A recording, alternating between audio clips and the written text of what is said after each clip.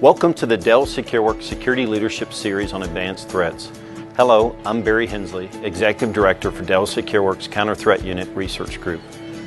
We invited a number of security leaders across the industry to share their insights, challenges, and best practices with us on the topic of detecting and responding to today's advanced threats.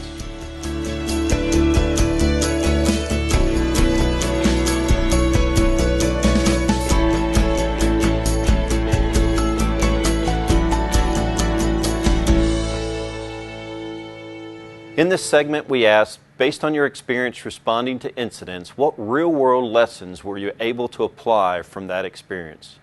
Listen for yourself what these security leaders had to say. Practice is probably the biggest thing. Whenever you have an incident, you don't know when it's going to happen, you don't know where it's going to happen, you're not quite sure what it's going to be, what the impact is going to be. You're not even sure how long it's been going on. The problem with some advanced persistent threats is that you may detect it, but it may have been going on for weeks or months even before you recognized the data loss. So really rolling in our security incident response with our normal network and IT outage incident response has really helped us exercise that muscle just like an athlete. You can't expect to be good at something unless you practice it and really work on those muscle groups. So we practice our incident response process among the teams on a regular basis. Communication among groups is important. Delegation is very important for us, and identification of those issues are really important. And you're not really good at those things unless you practice them on a regular basis. We also get feedback from our different auditors. We're audited on a regular basis externally and internally from groups that come in and have subject matter expert knowledge on incident response. And they work with us, they review our policies and our procedures, how we respond to incidents in the past, and give us feedback and guidance as to what to do in the future. And healthcare has internally, from a clinical perspective, have what's called a root cause analysis process. When something fails, you go back and you bring everybody together to see why it failed, what you could have done better, what you did well, and want to continue doing.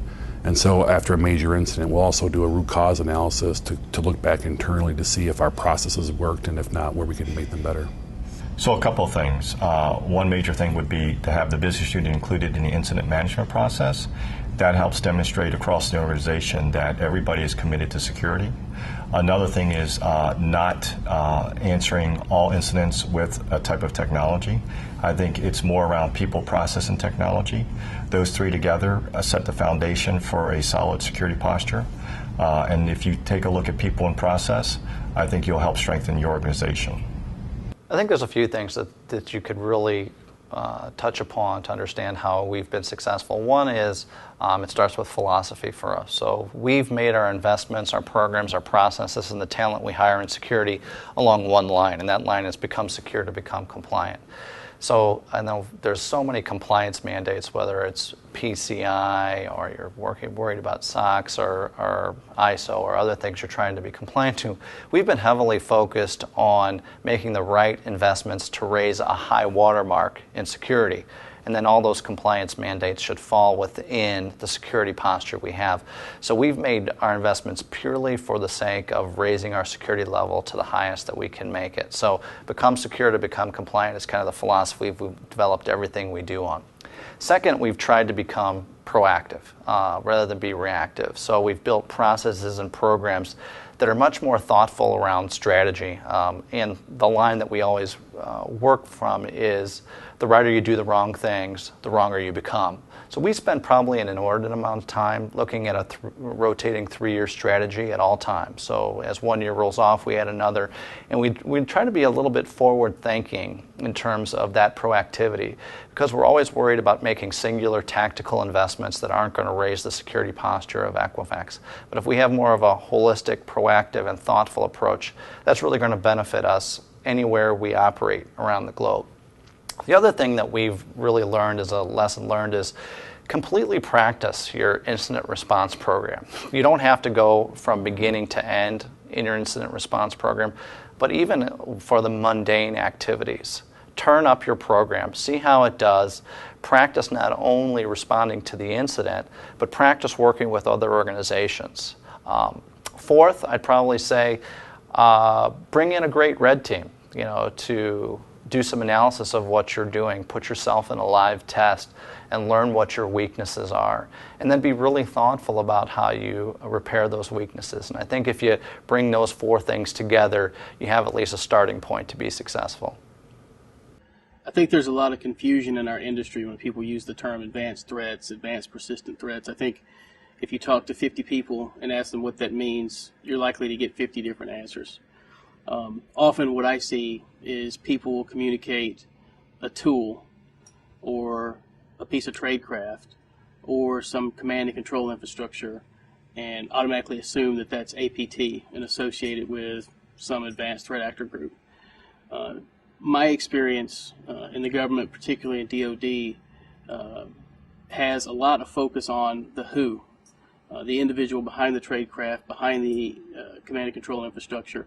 And I think that's very important. My recommendation to anybody working in this industry is, in the private sector, I think we need to move more towards focusing on the who, not just focusing on the what, the tradecraft that's being used, because I think that's a losing strategy to think that you are going to keep up and perpetually maintain state on the latest piece of tradecraft and command and control infrastructure and exfil points that exist out in the world that's being used by threat actors. Some of the most dramatic real-world lessons that I've learned over the last few years fall into 3 basic areas, really. One, again, is the importance of critical alliances. I remember almost 2 decades ago when Melissa and the love bug viruses first appeared, and we're really cleaning our clocks. But for the alliances and the relationships I had with others, such as those in the National Security Information Exchange, we would not have been able to do effective battle against Melissa or the love bug. I remember live time being on the phone with some of my colleagues shouting, no, don't do that. We did that 20 minutes ago. It doesn't work. And they're coming back with, yes, we tried that 15 minutes ago, and it does work. Go down that path. That kind of live, real-time collaboration was absolutely critical, and it's something we need to continue to advance through new mechanisms in today's environment, nearly 2 decades later. So it's that critical alliance that's important. The next area that I'd say the real-world lesson learned was that in the area of humility. And this really ties back into some of the lessons I learned when it comes to doing battle with advanced persistent threats. I remember in one instance, and this is what was particularly humbling, is learning and discovering that indeed the organization I worked for had been compromised. And as we studied and looked at the compromise, learning that the compromise actually occurred as long as 3 years previously, and that in addition to the prowess it took to effect that compromise, the adversary then added the double-edged threat of patience and discipline, holding off for 3 years until they finally found the right moment to exploit that compromise. That's very humbling. It's one thing to be up against that kind of prowess, but to add to that discipline, and you're up against a formidable foe. And finally, I guess the last area of a lesson learned is what I call trusting your gut. Again, in the area of advanced persistent threat, if you'll recall a couple of years ago, there was a lot in the press about various corporations whose IP was being targeted and stolen by advanced persistent threat adversaries. During that time, I remember thinking, I'm positive our intellectual property is just the top drawer quality information, and it's surely worth stealing, and yet we're conspicuously absent from the victim list. This doesn't seem right. We've got to be on that victim list, and yet we had no evidences of it. Unfortunately, shortly thereafter, I was engaged by law enforcement, and they communicated to us that, in fact, we had an asset that was emanating out to a controlled bot by an advanced persistent threat adversary, confirming what in my gut I knew. So again, I'd say that lesson taught me you've got to trust your gut, and particularly in the area of advanced persistent threat. Even if you can't immediately wrap your arms around evidences that you have been compromised, listen to me. The prowess out there is such that if you have the IP worthy of being stolen, know that they're going after it, and that you are either right now compromised or will be shortly, and do everything you can to lock shields again with a team such as SecureWorks that have the prowess and experience in identifying and understanding the different threat vectors through which an advanced persistent threat might be propagated, and to work with them in identifying that threat.